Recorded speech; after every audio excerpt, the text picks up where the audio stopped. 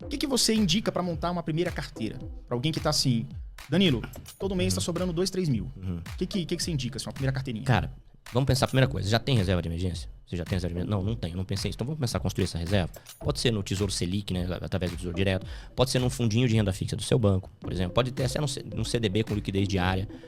O objetivo é você ter um dinheiro que não é para render o máximo possível, o objetivo não é esse, é acesso fácil e segurança. É para emergência mesmo. Muita gente se endivida quando estoura o cano da sua cozinha, você tem que reformar agora o teu apartamento e o do vizinho de baixo que você inundou. Ou você bateu num carro ali e o conserto ficou mais caro do que o seu seguro cobria, por exemplo. Aí houve um problema de saúde e você quer um tratamento melhor do que o convênio, ou mais rápido do que o convênio vai liberar. Muitos endividamentos de pessoas organizadas começaram assim, né?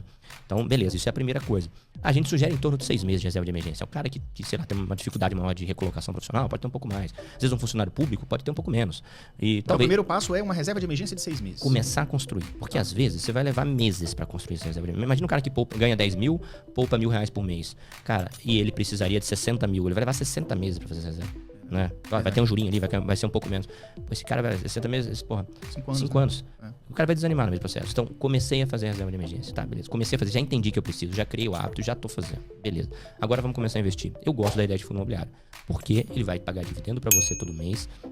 E ele vai permitir que você meça a sua evolução. Só quando você é uma pessoa financeiramente bem organizada, você sabe mais ou menos, você na ponta da língua, quais são as suas despesas mensais. Aí eu sugiro pro pessoal assim, ó, vai lá no planilha de Excel, no papel de pão, se você preferir, e anota lá as despesas da menor para maior. Ah, mais barato é a Netflix. É a menor despesa do mês. Sei lá quanto é a Netflix. Então é uma técnica boa você começar a pegar as despesas da menor para maior. Pra fazer o quê? Netflix, R$40. Segunda, convênio de saúde, plano de saúde, R$200, por exemplo. Puta, beleza. E aí eu faço o que com isso? Eu não tô investindo em fundo imobiliário, então eu vou botar meta. Porque essa meta de viver de renda é algo muito grande. Minha meta é fazer dividendo só pra pagar o Netflix. R$40 por mês.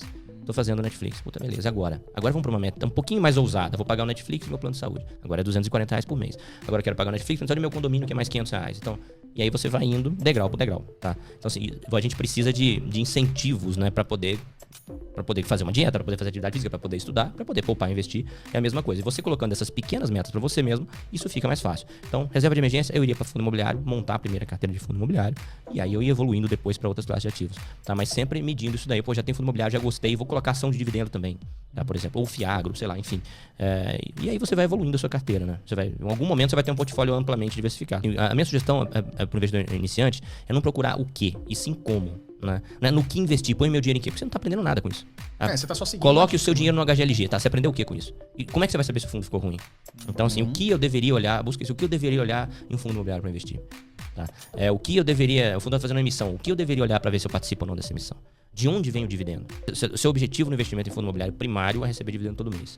Esse dinheiro está vindo de onde? Porque se você entender, meu dinheiro está vindo de shopping, por exemplo. Meu shopping precisa acontecer o quê? Precisa ter lojista lá pagando aluguel, tá? Precisa ter pessoas se movimentando ali, pessoas estacionando o carro para ter estacionamento. Você começa a entender o que pode afetar ou não aquele seu tipo de investimento. Fica claro para você entender por que na pandemia você ficou sem dividendo, se você só tinha shopping. E aí fica fácil de você entender também. Você vai construindo seu raciocínio, né? Por que eu não devo procurar? Por que eu não devo ter um tipo de fundo só? Porque quem previa uma pandemia, por exemplo? Tá? Você consegue começar a construir esse raciocínio. Fica fácil eu entender também. Eu tenho duas opções aqui. Eu tenho um fundo que tem 10 shoppings e tenho um fundo que tem um só. Meu objetivo não é receber renda. Será que esse que tem 10 shoppings não é mais seguro que esse que tem um só? Eu vou comprar um fundo de laje corporativa, né? Prédio escritório. Será que esse que tem um inquilino só é melhor do que aquele que tem 50 inquilinos? Qual que é melhor, né? Mas esse inquilino aqui é o Banco do Brasil. Não importa. Não existe essa, né? Você não compra imóvel pelo inquilino. Quem imaginava Americanas, né?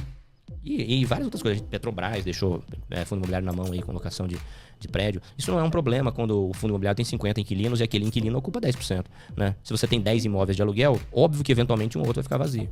Agora, se tem um inquilino só, você ficou sem renda nenhuma até que outro apareça ali. Teu dinheiro vem do aluguel que o inquilino paga. Não vem do sobe e desce na bolsa, não vem de um contrato que você tem com o banco, ninguém vem do dinheiro que o inquilino paga. Você está comprando imóvel na bolsa.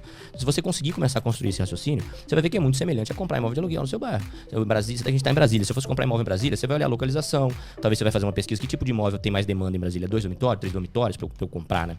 Óbvio que quando a gente vai para fundo imobiliário, a gente não está falando de apartamentinho. Até tem, mas não é o forte ainda para pessoa física, né? Mas você vai começar a buscar localização também. Será que é melhor ter prédio de escritório em São Paulo? Sem discriminação em nenhuma outra cidade, mas ou em Recife, ou Salvador, ou mesmo Brasília? O centro financeiro e comercial do Brasil é São Paulo. A chance de eu achar um inquilino mais rápido é lá. Né? Se eu vou comprar galpão, será que é melhor esses galpões estarem numa cidade grande ou estar isolado no meio do nada? Você começa a ter alguns conceitos, né? Mas o inquilino é bom, cara, mas esse galpão tá a 300 km de tudo. Então, por exemplo, um fundo que tenha poucos inquilinos, ele é menos seguro, porque se uma coisa dá ruim numa proporção maior. Perfeito. Isso é um raciocínio também. Exato. Outro ponto. As pessoas têm essa diferença entre fundo de papel e fundo de tijolo. Você poderia Legal. explicar rapidamente antes da gente entrar na... Boa. Então vamos lá. Fundo de tijolo. Tem tijolo dentro. Tem um prédio lá, que pode ser um prédio escritório, pode ser um fundo de galpão, pode ser shopping, pode ser hospital, agência bancária, pode ser qualquer coisa. É tijolo mesmo, tijolo. Por isso que a gente chama de fundo de tijolo. Tem um imóvel lá. Fundo de papel é dívida imobiliária. Faz de conta que você comprou um apartamento e financiou lá no Bradescão em 20 anos, por exemplo.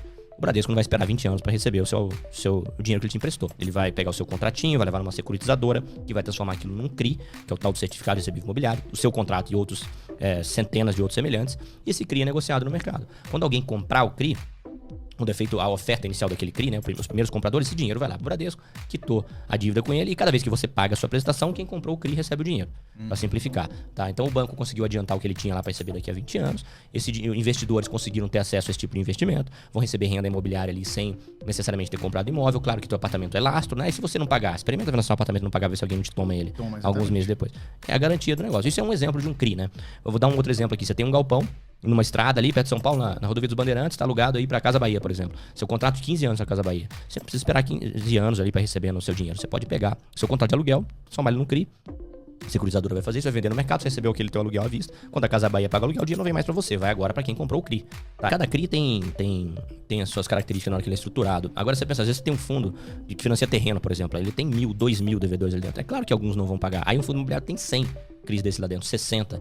Então, se você tem algum impacto na renda, esse impacto é mínimo e às vezes afeta centavos na sua distribuição. Claro que a gente vai ver problema em um fundo ou outro eventualmente, mas geralmente esse fundo que deram problema é fundo aí que não foram bem analisado na entrada, né? O investidor não analisou bem, ou ele não fez a maior lição de casa de todas, que é a diversificação. Né? Se o cara diversificou, você não tem problema com rendimento, né? Você vai ter aquilo afeta minimamente o seu portfólio. Você tem um fundo que tem lá, sei lá, 10 shoppings. Cada shopping tem 200 lojistas. Pô, cada fundo imobiliário é, sei lá, 3% do seu patrimônio total. Você tem 30% da sua carteira em fundo imobiliário, sendo que você tem 10 fundos, 3% tá naquele fundo, cara. Quando o lojista paga lá, você nem sente no bolo de dividendos que sai por mês, que vem parte de fundo imobiliário, parte de ações, parte pode vir de FIAG, uma parte vem de renda fixa também que você recebe, né? Então, quando você monta o seu portfólio diversificado, você tá seguro na diversificação. Sempre tá seguro na diversificação. Por isso que é importante fazê-la também.